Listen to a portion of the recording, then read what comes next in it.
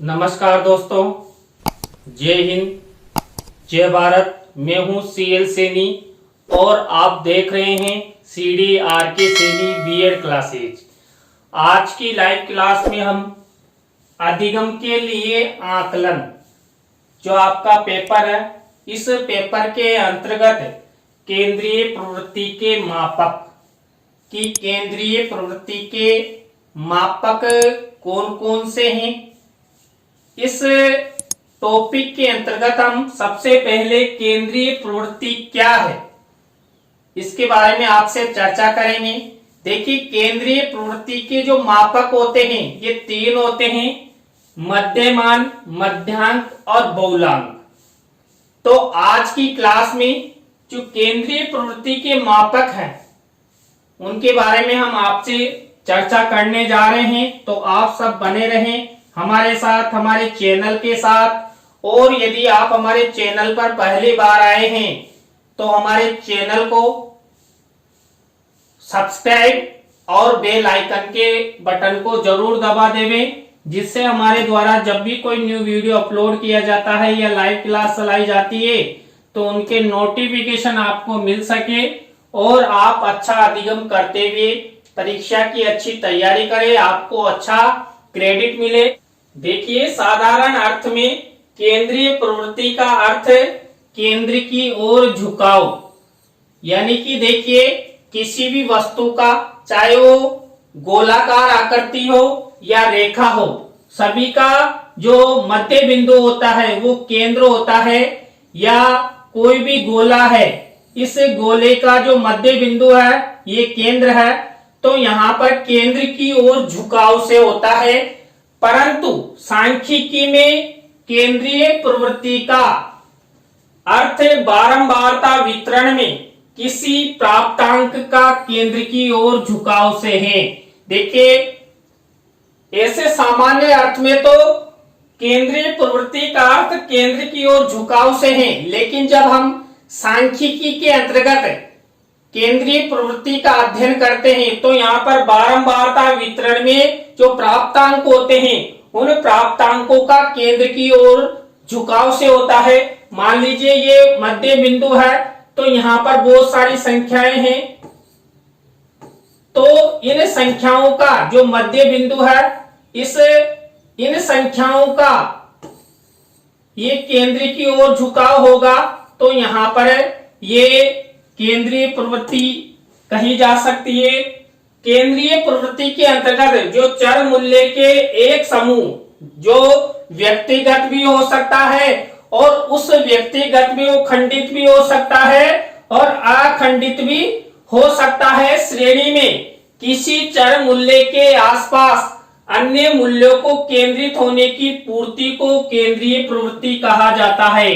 देखिए, आपने चर अचर के बारे में सुना है, तो सांख्यिकी के अंतर्गत जो केंद्रीय प्रवृत्ति होती है, इस केंद्रीय प्रवृत्ति के अंतर्गत जो चर मूल्य होते हैं, जो संख्याएं होती है, उन संख्याओं के जो आसपास या उन चर मूल्यों का जो केंद्र बिंदु होता है, उस केंद्र बिंदु के द्वारा संख्याओं को व्यक्त किया जाता है। केंद्रीय प्रवृत्ति उस माप को कहते हैं जो दिए गए आंकड़ों यानी डेटा का प्रतिनिधित्व करता है। केंद्रीय प्रवृत्ति के मापकों से तात्पर्य औसत मान, एवरेज वैल्यू से होता है। सांख्यिकी में पोषक का अर्थ केंद्रीय प्रवृत्ति की माप से लगाया जाता है। देखिए, मैंने आपको शुरू में ही बता दिया, जो केंद्रीय प्रवृत्ति के जो मापक है यानी कि मध्यमान, मध्यांक और बहुलांक है, जब इनको ज्ञात किया जाता है किसके अंतर्गत, केंद्रीय प्रवृत्ति के अंतर्गत, जब इनका मापक ज्ञात किया जाता है तो विभिन्न प्रकार के जो आंकड़े होते हैं उन आंकड़ों का ये प्रतिनिधित्व करते हैं। क्योंकि यहाँ पर देखिए, मैंने आपको बताया कि मान लीजिए कोई संख्याओं का ग्रुप है, अब इन संख्याओं में जो मध्य बिंदु हम ज्ञात करेंगे तो ये मध्य बिंदु सब संख्याओं का प्रतिनिधित्व करेगा। तो यहाँ पर जो आंकड़े होते हैं ये सब संख्याओं का प्रतिनिधित्व करते हैं एवरेज बताते हैं। कई बार आपने देखा होगा हम कक्ष में छात्रों को अंक प्रदान करते हैं और उन अंकों में से हम कहते हैं ना कि 55% औसत एवरेज से छात्र पास हुए या 60% औसत से छात्रों ने अंक प्राप्त किए या हमारी 85 औसत बुद्धि होती है, तो हमें यहाँ पर केंद्रीय प्रवृत्ति के अंतर्गत मध्यमान, मध्यांक और बहुलांक के द्वारा जो आंकड़े होते हैं, डेटा होता है, उस डेटे को औसत एवरेज में व्यक्त करते हैं। और जो औसत एवरेज होता है वो सब प्राप्तांकों का प्रतिनिधित्व करता है। देखिए, जब औसत बताया जाता है तो औसत के दोनों ओर अंक होते हैं। मान लीजिए कोई 100 संख्याओं का समूह है, अब उन 100 संख्याओं के समूह का औसत प्रतिशत कितना आया? 65। अब ये 65 पूरी 100 संख्याओं का प्रतिनिधित्व करेगा।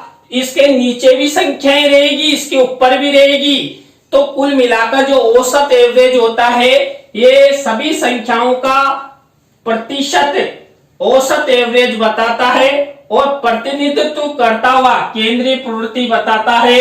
दूसरे शब्दों में कौन सा प्राप्तांक वितरण केंद्र के निकट है। शिक्षा के मापन एवं मूल्यांकन में केंद्रीय प्रवृत्ति का विशेष महत्व है।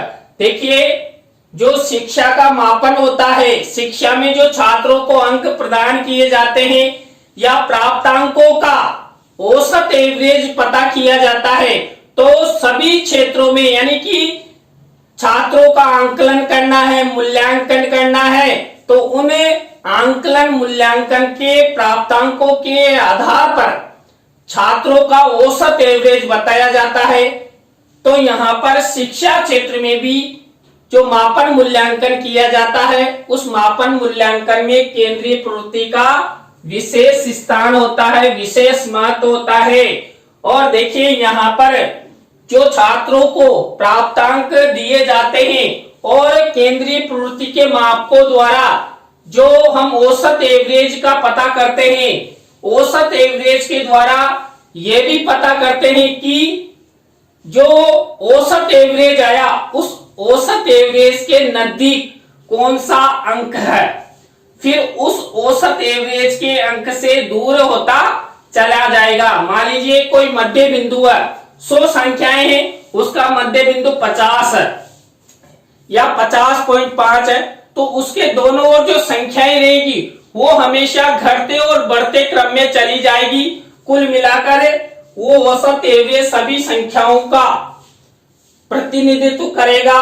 देखिए, केंद्रीय प्रवृत्ति के बारे में जो हमारे गेरट महोदय हैं, इन्होंने क्या कहा कि केंद्रीय प्रवृत्ति के मापन दोहरा मूल्य है। पहला, ये एक औसत है जो समूह के सभी प्राप्तांकों का प्रतिनिधित्व करता है तथा इस प्रकार समस्त समूह निष्पत्ति का संक्षिप्त विवरण प्रस्तुत करता है। दूसरा, ये हमें 2 या 2 से अधिक समूह को विशिष्ट निष्पत्तियों की तुलना में योग्य बनाता है। देखिए, गेरट महोदय की जो केंद्रीय प्रवृत्ति की परिभाषा है ये सबसे महत्वपूर्ण मानी जाती है। इन्होंने बताया जो केंद्रीय प्रवृत्ति होती है ये केंद्रीय प्रवृत्ति दोहरा मूल्य माना जाता है। क्यों?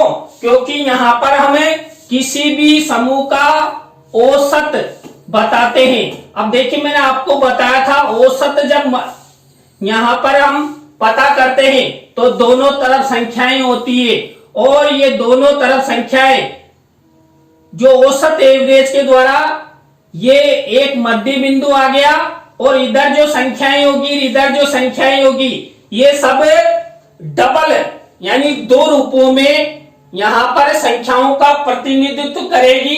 यहाँ पर देखिए, पहले ही बता दिए, एक तो यहाँ पर औसत रूप में और दूसरा जो टोटल प्राप्त अंक होंगे उनका प्रतिनिधित्व करेगी तथा इस प्रकार समस्त समूह का संक्षिप्त निष्पत्ति विवरण यहाँ पर प्रस्तुत किया जाता है। यानी कि एक समूह का यहाँ पर औसत रूप में केंद्रीय प्रवृत्ति के द्वारा, केंद्र बिंदु के द्वारा, मध्यांक के द्वारा, बहुलांक के द्वारा यहाँ पर समूह की निष्पत्ति की जाती है और यहाँ पर एक या एक से अधिक समूह में तुलना भी की जा सकती है। मान लीजिए दो संख्याओं का ग्रुप है, अब दोनों संख्याओं में हम मध्यमान ज्ञात करना चाहते हैं कि मध्यांक या बहुलांक। कई बार देख ले बहुलांक में आपने देखा होगा एक संख्याओं का ग्रुप रहता, मान लीजिए बार बार संख्या आ रही है, जैसे 1, 3, 8, 7, 6, फिर से 8 आ गया या 7 आ गया या फिर 8 आ गया। अब देखिए यहाँ पर बहुलांक देखेंगे कि सबसे अधिक बार 8 आया है तो ये 3 बार आ गया, इसके बाद 7 2 बार आ गया। तो इस तरह ये बहुलांक ज्ञात कर हम संपूर्ण जो ग्रुप होता है इस संपूर्ण ग्रुप का प्रतिनिधित्व यहाँ पर विशेष रूप से विशेष निष्पत्ति के आधार पर बताया जाता है। इसी तरह जो रोस मोहदे है, रोस मोहदे के अनुसार केंद्रीय प्रवृत्ति का मान वह मान है जो समस्त आंकड़ों का श्रेष्ठतम प्रतिनिधित्व करता है। देखिए यहाँ पर जो रोस मोहदे ने बताया कि केंद्रीय प्रवृत्ति के अंतर्गत जो भी कोई ग्रुप होते, मान लीजिए 100 संख्याएं हैं, अब 100 संख्याओं का जो डेटा है इस डेटे का श्रेष्ठतम प्रतिनिधित्व करेगा, क्योंकि यहाँ पर केंद्रीय प्रवृत्ति के अंतर्गत हम उन 100 संख्याओं का मध्यमान, मध्यांक या बहुलांक निकाल सकते हैं। तो यहाँ पर जो मध्यमान, मध्यांक या बहुलक आएगा वो पूरी 100 संख्याओं का प्रतिनिधित्व करेगा। तो यहाँ पर ये एक श्रेष्ठता माना जाता है, किसको? केंद्रीय प्रवृत्ति को। इसी तरह देखिए नेक्स्ट परिभाषा दिए चैपलिन के अनुसार प्राप्तांकों के प्रातिनिधिक मूल्य रिप्रेजेंटेटिव वैल्यू को केंद्रीय प्रवृत्ति कहते हैं।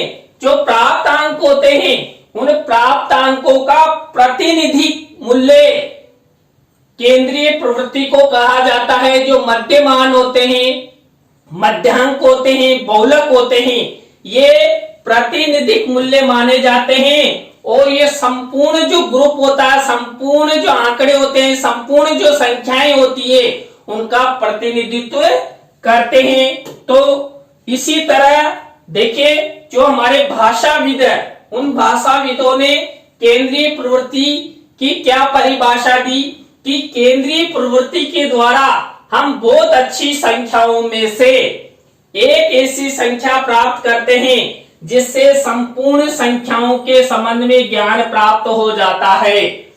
देखिए ये सबसे अच्छी परिभाषा है। मान लीजिए 100 संख्याएं हैं और 100 संख्याओं का औसत एवरेज 65 आ गया या 75 आ गया, तो यहाँ पर टोटल जो 100 संख्याएं रहेगी उन 100 संख्याओं में से हमने जो एक संख्या ली, ये संख्या टोटल संख्या का प्रतिनिधित्व करती है। यहाँ पर ये औसत एवरेज है। मान लीजिए कोई संख्याएं हैं, देखिए यहाँ पर 3, 4, 8, 3 और ये 5। अब ये 1, 2, 3, 4, 5। अब यहाँ पर जो 5 संख्याएं हैं, अब 5 संख्याओं का जो मध्यांक है या मध्य बिंदु है ये 8 बैठ रहा है। तो ये 8 क्या करेगा? इस संपूर्ण ग्रुप का प्रतिनिधित्व करेगा कि इन टोटल संख्याओं का मध्यांक या मध्य बिंदु 8 है। तो इस तरह हम जो केंद्रीय प्रवृत्ति होती है, इस केंद्रीय प्रवृत्ति के अंतर्गत एक ऐसी संख्या प्राप्त करते हैं जो संपूर्ण संख्याओं का प्रतिनिधित्व करती है। इसी तरह देखिए अब हम अध्ययन करते हैं केंद्रीय प्रवृत्ति के मापक। देखिए केंद्रीय प्रवृत्ति के मापक कौन कौन से हैं? केंद्रीय प्रवृत्ति के 3 मापक होते हैं, कुल मिलाकर 3 प्रकार होते हैं। इसमें है मध्यमान, मध्यांक और बहुलांक। मैंने कई बार आपको बता ही दिया कि ये केंद्रीय प्रवृत्ति के मापक माने जाते हैं मध्यमान, मध्यांक, बहुलांक, मीन, मोड और मीडियन। तो इन तीनों के बारे में हम अलग अलग क्लासों में आपसे चर्चा करेंगे कि मध्यमान क्या होता है, मध्यमान कैसे निकाला जाता है, मध्यांक क्या होता है, मध्यांक कैसे निकाला जाता है, बहुलांक क्या होता है और बहुलांक कैसे ज्ञात किया जाता है, जो इनके सवाल होंगे वो भी आपको बताए जाएंगे, इसलिए आपको अच्छे से समझ में आ जाएगा। तो ये क्लास भी ज्यादा लंबी नहीं होगी, तो ये हम अलग अलग क्लासों में इसके बारे में चर्चा करेंगे। तो आज की क्लास में हमने आपसे केंद्रीय प्रवृत्ति के बारे में चर्चा की, केंद्रीय प्रवृत्ति की परिभाषाओं के बारे में चर्चा की और केंद्रीय प्रवृत्ति के कौन कौन से मापक हैं उनके बारे में आपको बताया। तो आज की क्लास आपको कैसी लगी कमेंट्स में हमें जरूर बताएं। अच्छी लगी हो तो लाइक करें, कमेंट्स करें और शेयर जरूर करें दोस्तों। इसी तरह आप हमारे चैनल के प्रति सपोर्ट बनाए रखें, तो हम भी आपके लिए कुछ नया करने का प्रयास करेंगे। इसी तरह नए टॉपिक के साथ हम आपसे फिर मिलेंगे CDRK सैनी B.Ed क्लासेज पर। जय हिंद, जय भारत, राम राम।